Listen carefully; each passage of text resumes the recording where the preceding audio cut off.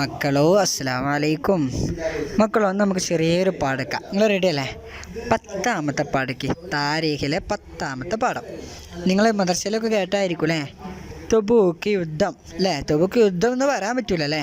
തൊബൂക്കിൽ വെച്ചിട്ടാണ് ഈ സംഭവം ഉണ്ടായത്. യുദ്ധത്തിന് പോയതായിരുന്നു, പക്ഷേ യുദ്ധം വേണ്ടാന്ന് വെച്ചു. എന്നാൽ നമ്മൾ തൊബൂക്ക് യുദ്ധം എന്നാണ് പറയല്, മനസ്സിലാകാൻ വേണ്ടിയിട്ട് അല്ലേ? അതുകൊണ്ടാണ് ഒരു സമാധാന സന്ധി എന്ന് നമ്മളെ പാഠത്തിൻ്റെ പേര് വെച്ചത്. യുദ്ധം ഉണ്ടായിട്ടില്ലല്ലോ. ഓക്കെ, ഇൻഷാ അല്ലാഹ്. എന്തായാലും നമ്മൾ മുമ്പത്തെ പാഠത്തിൽ എന്താ പഠിച്ചത്? മുമ്പത്തെ പാഠത്തിൽ മുഅ്തത്ത് യുദ്ധത്തിൽ അല്ലേ? മുഅ്തത്ത് യുദ്ധത്തിൽ നമ്മളാണ് ജയിച്ച്. കുറേ ഓടിപ്പോയി, പിന്നെ തിരിച്ചു വന്ന് നമ്മൾ ജയിച്ചു അല്ലേ? എന്തായാലും നമ്മൾ ജയിച്ചപ്പോൾ റോമക്കാർ തോറ്റില്ല. ഓല് കുറേ ആൾക്കാരുണ്ടായിട്ട് ഓല് തോറ്റ്. എന്തായാലും റോമക്കാർക്ക് അത് ഇഷ്ടപ്പെട്ടില്ല. തോറ്റാ പിന്നെ ഓൽക്ക് ഇഷ്ടപ്പെടില്ലല്ലോ. അങ്ങനെ ഓല് പരാജയപ്പെട്ടില്ലേ? ആ പരാജയത്തിൻ്റെ ആ ഒരു മുഷിപ്പ്, ഒരു ഒലിച്ച മാറ്റാൻ വേണ്ടിയിട്ട് ഓല് പിന്നെ നമ്മളോട് യുദ്ധം ചെയ്യാൻ വേണ്ടിയിട്ട് തീരുമാനിച്ചു. ഓക്കെ, പരാജയപ്പെട്ടവർ പിന്നീട് ഒളിഞ്ഞും തെളിഞ്ഞൊക്കെ രംഗത്ത് വരും അല്ലേ? അപ്പോൾ നമുക്ക് എതിരെ ഒരു പിന്നെ യുദ്ധം ചെയ്യാൻ വേണ്ടി വരികയാണ്. മുഅ്തത്ത് യുദ്ധത്തിൻ്റെ ഇതിൽ പ്രതികാരം വീട്ടാൻ വേണ്ടിയിട്ട് അല്ലേ? റോമക്കാർ മുസ്ലിങ്ങൾക്കെതിരെ വീണ്ടും സൈനികർ. ഈ വിവരം അറിഞ്ഞപ്പോൾ പ്രതിരോധത്തിന് തയ്യാറാകാൻ നബി സല്ലല്ലാഹു അലൈഹി വസല്ലം തങ്ങൾ സ്വഹാബികളോട് പറഞ്ഞു. ഓൺ ദി സ്പോട്ട് സ്വഹാബികളോട് നബി സല്ലല്ലാഹു അലൈഹി വസല്ലം തങ്ങൾ പറഞ്ഞു, എന്നാ വരി നമുക്കെല്ലാവർക്കും ഓൽക്കെതിരെ യുദ്ധം ചെയ്യാൻ പോകാമെന്ന് പറഞ്ഞാണ്ട് ഒരുമിച്ച് കൂടാൻ വേണ്ടിയിട്ട് പറഞ്ഞു. നബി സല്ലല്ലാഹു അലൈഹി വസല്ലം തങ്ങൾ സ്വഹാബികൾക്ക് ഒരുമിച്ച്. വിഷയം എന്താ വെച്ചാലേ, അന്നാണെങ്കിൽ മുസ്ലിങ്ങളുടെ അടുത്ത് വല്ലാതെ സമ്പത്തൊന്നും ഉണ്ടായിരുന്നില്ല. അതുമാത്രമല്ല, നല്ല ശക്തിയുള്ള ചൂടുണ്ടായിരുന്നു, പെരും ചൂടായിരുന്നു. പിന്നെ തബൂക്ക് എന്ന സ്ഥലത്തേക്കാണ് പോകേണ്ടത്. തബൂക്ക് എന്ന സ്ഥലം വളരെ ദൂരത്തും ആയിരുന്നു. എന്നിട്ടും കഷ്ടപ്പെട്ടിട്ടായിരുന്നു നബിയും സഹാബികളൊക്കെ തബൂക്കിലേക്ക് പോയത്. എന്തായാലും എല്ലാവരും നബി സല്ലല്ലാഹു അലൈഹി വസല്ലം തങ്ങൾ ഒരുമിച്ച് കൂട്ടി. നല്ല കഠിന ചൂടുള്ള ഈ സമയത്തും അവർ യാത്ര പുറപ്പെട്ടു അല്ലേ? വളരെ കുറഞ്ഞ ആളുകൾ മാത്രമേ ഉണ്ടായിരുന്നുള്ളൂ. അവർ യാത്ര പുറപ്പെട്ടു. അന്ന് ഭക്ഷണം ഇതൊക്കെ വളരെ കുറവായിരുന്നു, അവർക്ക് ആയുധങ്ങളും കുറവായിരുന്നു. എന്തായാലും അവർ പുറപ്പെട്ടു. ഈ സമയത്താണ് ഭക്ഷണത്തൊക്കെ കുറഞ്ഞ സമയമല്ലേ? ഈ സമയത്ത് അതിൽ എല്ലാവരും ഭക്ഷണങ്ങളും ഒരുമിച്ച് കൂട്ടാൻ പറഞ്ഞു. എന്നിട്ട് ഭക്ഷണത്തേക്ക് നബി സല്ലല്ലാഹു അലൈഹി വസല്ലം തങ്ങൾ തൻ്റെ തുപ്പുനീര് പകർത്തുകയും ഭക്ഷണം പുഷ്ടിക്കുകയും ചെയ്തു എന്നൊക്കെ നമ്മൾ പഠിച്ചില്ലേ? ഇതൊക്കെ ഈ യുദ്ധത്തിലായിട്ട് നടന്നത്. പിന്നെ അതുപോലെ തന്നെ നല്ല ചൂടുണ്ടായപ്പോൾ സ്വഹാബികൾ പൊറുതി മുട്ടിയിട്ട് നബി സല്ലല്ലാഹു അലൈഹി വസല്ലം തങ്ങളോട് പ്രാർത്ഥിക്കാൻ വേണ്ടി പറഞ്ഞു. അപ്പം മഴ പെയ്തു. അതും പ്രാർത്ഥിക്കാൻ വേണ്ടി പറഞ്ഞപ്പോൾ മഴ പെയ്തു. നബി പ്രാർത്ഥിച്ചു, മഴ പെയ്തു. അതും ഈ ഒരു യുദ്ധത്തിലായിട്ടുണ്ടായത്.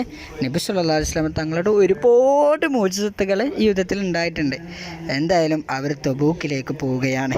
തബൂക്ക് വളരെ ദൂരത്തുള്ള സ്ഥലമാണ് അല്ലേ? മദീനയിൽ നിന്ന് വളരെ അകലെയുള്ള സ്ഥലമാണ് തബൂക്ക് അല്ലേ?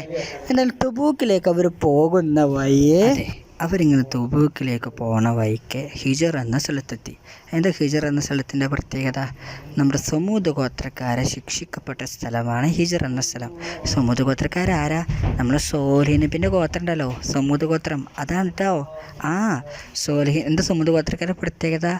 അവരെന്താവും മലകളൊക്കെ തുറന്ന് കല്ലുകളൊക്കെ തുറന്ന് അല്ലേ? അതിൻ്റെ ഉള്ളിലായിരിക്കും അവരെ വീട്. നിങ്ങൾക്ക് ഓർമ്മല്ലേ? നമ്മൾ ചെറുപ്പത്തിൽ പഠിച്ചതല്ലേ?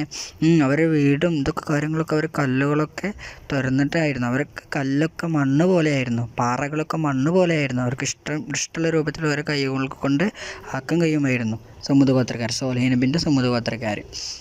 അപ്പോൾ കല്ലുമായി ബന്ധപ്പെട്ടുകൊണ്ട് തന്നെ ആ സ്ഥലത്തിന് ഹജറും എന്ന് പറഞ്ഞ കല്ലെന്നല്ലേ?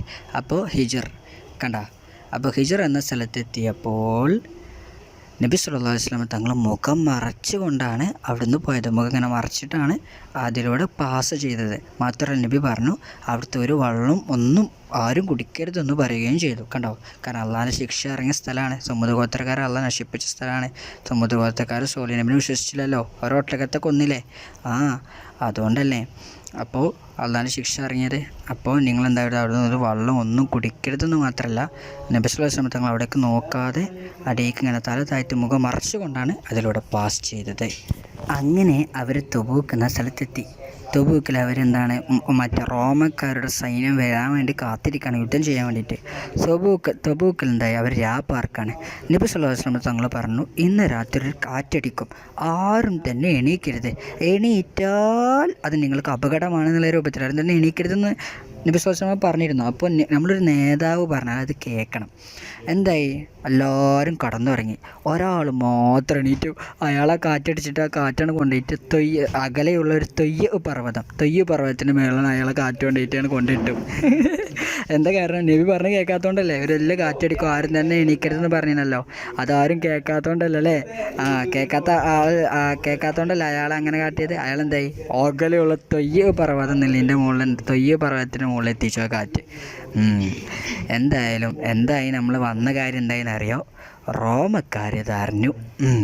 മുസ്ലിങ്ങൾ സംഘമായിട്ട് സൈന്യമായിട്ട് തബൂക്കിലെത്തിയിട്ടുണ്ട്, നമ്മളോട് യുദ്ധം ചെയ്യാൻ എത്തിയിട്ടുണ്ടെന്ന് റോമക്കാരിത് അറിഞ്ഞപ്പോൾ റോമൻ രാജാവ് എന്തായി പറഞ്ഞു, നമുക്കെന്താണ്ട് യുദ്ധം വേണ്ട എന്ന് പറഞ്ഞിട്ട് അവർ സമാധാന സന്ധിയിൽ ഏർപ്പെട്ടു. അവരൊരു ദൂതനെ ഇങ്ങോട്ട് തബൂക്കിലേക്ക് അയച്ചു. എന്നിട്ട് എന്തായി, നബിയും ആ ദൂതനും എന്തായി സന്ധിയിൽ ഏർപ്പെട്ടു. ഇനി യുദ്ധം വേണ്ട, ഞങ്ങളെ യുദ്ധം ചെയ്യാൻ വരുന്നില്ല എന്ന് പറഞ്ഞിട്ട് അവർ സമാധാന സന്ധിയിൽ ഏർപ്പെട്ടു. അങ്ങനെ നബി സല്ലല്ലാഹു അലൈഹി വസല്ലം തങ്ങളും കൂട്ടരും തിരിച്ച് മദീനയിലേക്ക് വന്നു. ഇതാണ് തബൂക്ക് യുദ്ധം. സിമ്പിളാണ്. ഇത്രയുള്ള നമ്മൾ പാഠത്തിൽ പാടിയുള്ളൂ. ഈ സന്ധിയിൽ ഏർപ്പെട്ടത് എത്രാം വർഷമായിരുന്നു? ഹിജറ 9-ാം വർഷമായിരുന്നു കേട്ടോ. ഇതും കൂടി പഠിച്ചാൽ ഹിജറ 9-ാം വർഷമായിരുന്നു ഇങ്ങനെ സന്ധിയിൽ ഏർപ്പെട്ടു.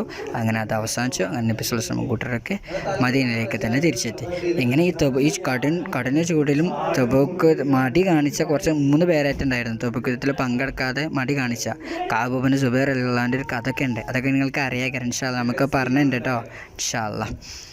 ഓക്കെ, ഇത്രയുള്ള ഇതിൽ പഠിക്കാൻ. ഹിജറ 9-ാം വർഷം, പിന്നെ തൊയ്യ പർവ്വതം, പിന്നെ ഹിജർ എന്ന സ്ഥലം, അതൊക്കെ അങ്ങനെ ആലോചിച്ചാൽ മതി കേട്ടോ. ഓക്കെ, സിമ്പിളല്ലേ? ഇനി ചോദ്യത്തിലേക്ക് കടക്ക. ചോദ്യത്തിന് ഞാൻ വോയിസ് ആക്കിയിട്ട് വിടാം. അസ്സലാമു അലൈക്കും.